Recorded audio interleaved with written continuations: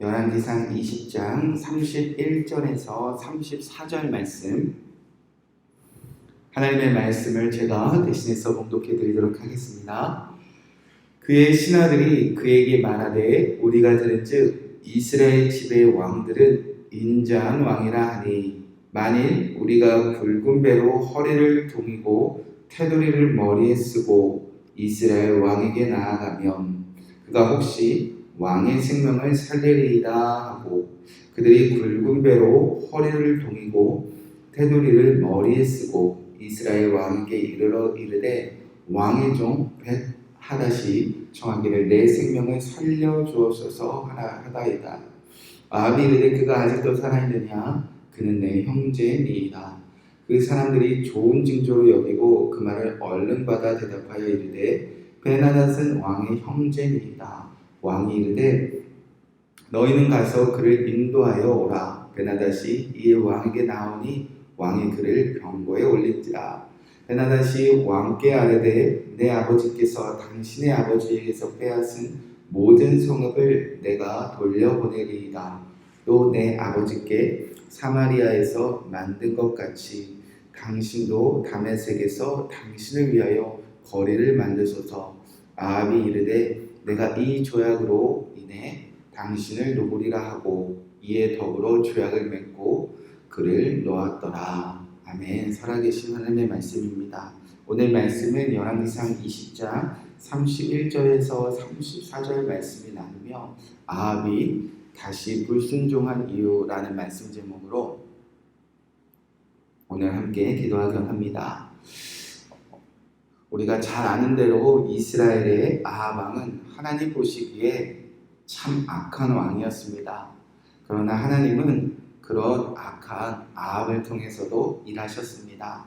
이스라엘을 긍휼히 여기사 아람 왕 벤하닷과의 전투에서 하나님은 선지자를 보내서 승리케 하셨습니다. 이유는 이스라엘은 물론 아람 그리고 온 땅이 하나님을 알게 하시기 위함이었습니다. 자, 그렇게 하나님이 보내신 선지자, 그 아합은 그 하나님이 보내신 선지자를 통하여 주께 순종하였을 때 주님의 말씀에 승리하게 되었습니다. 그런데 전쟁이 끝나자마자 승리하자마자 아합은 다시 하나님 보시기에 악을 행하기 시작합니다. 바로 여호와의 전쟁에서 승리한 그 영광을 자신의 이익으로 가로채기 위한 마음 때문이었습니다. 31절 말씀에 보면 그의 신하들이 그에게 말하되 우리가 들은즉 이스라엘의 집의 왕들은 인자한 왕이라 하니 만일 우리가 굵은 배로 허리를 동이고 테두리를 머리에 쓰고 이스라엘 왕으로 나아가면 그가 혹시 왕의 생명을 살리리이다 하고, 전쟁에 패한 벤하닷의 신하들이 모여서 또 회의를 합니다. 그리고 나선 살기 위한 한 가지 방법을 찾습니다. 이스라엘의 왕은 인자하더라 라고 그들이 결론을 냅니다. 여기서 우리말로 번역된 인자는 어떤 한 사람의 성품을 뜻하는 단어가 아니라 원어로 보면 언약이나 약속, 조약을 뜻하는 단어입니다. 성경 본래의 의미로 잘 해석해 보면 아람 사람들이 그리고 그 당시 이방인들이 바라보는 이스라엘의 왕들은 언약 맺기를 좋아하더라, 약속 맺기를 좋아하더라, 조약 맺기를 좋아하더라 라는 뜻으로 해석할 수 있습니다. 그렇게 그 당시 국가 간에 어떤 조약을 맺을 때는 굵은 배로 허리를 묶어 자신들의 패배와 자신들의 어리석음을 상징했으며, 테두리의 머리에 쓰는 것은 당신과 맺은 조약을 내가 영원히 따르겠다는 국가 간의 그런 의식이었다고 합니다. 아랍의 신하들은 자신은 물론 왕들의 생명을 살려달라는 조건으로 이스라엘과 어떤 거래, 조약, 약속, 언약을 맺겠다는 것입니다. 벤하닷의 왕의 신하들은 이스라엘 왕 아랍과 약속, 조약을 맺기 위하여 아합 왕을 찾아옵니다.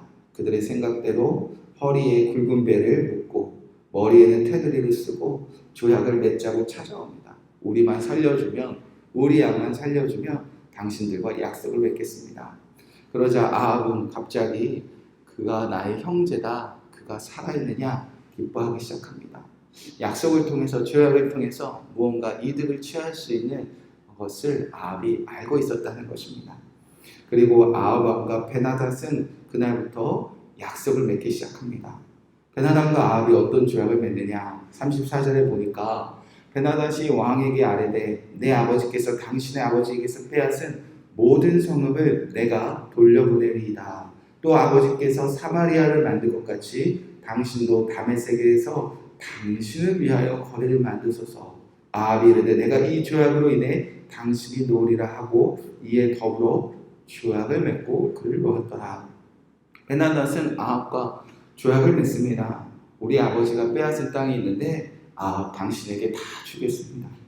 우리 아버지가 사마리아를 멋지게 만들었는데 아합 왕 당신도 다메섹에서 당신을 위하여 멋진 거리를 만들 수 있도록 내가 다 도와주겠습니다. 그렇게 생명을 대가로 자신이 이득을 취하는 조약을 맺기 시작합니다. 결국 아합은 여호와의 전쟁이 끝난 후에 그 승리한 영광과 그 승리를 통해서 자신의 이득을 취하는데 급급하기 시작합니다.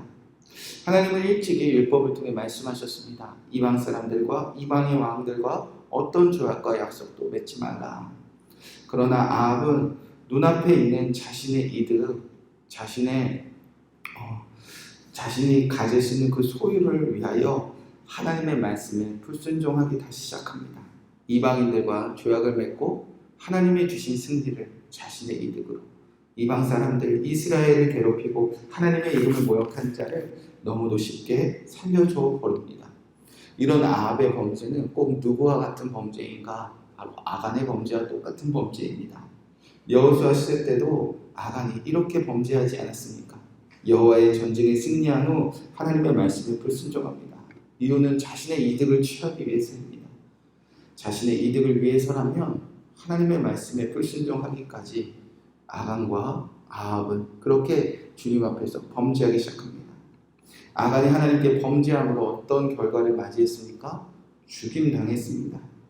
이제부터 하나님은 아합에게 어떻게 하실까? 우리가 계속 말씀을 통해 살펴보면 좋을 것 같습니다. 오늘은 이 말씀을 통해 먼저 기도하기 원합니다.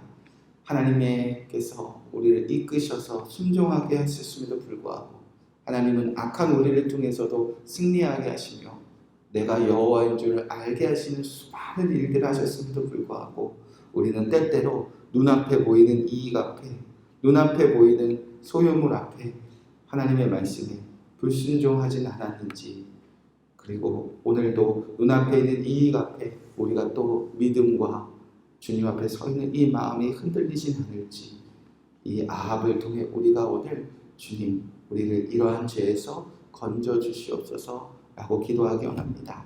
오늘 이 말씀 붙잡고 기도하겠습니다. 하나님, 아합처럼 눈에 보이는 이익 때문에 주님이 주신 승리 앞에, 주님이 주신 그 영광 앞에 다시 범죄하는 악한 길로 가지 않도록 주님 나를 붙잡아 주시옵소서. 우리 식구들, 우리 가정들을 붙잡아 주시옵소서.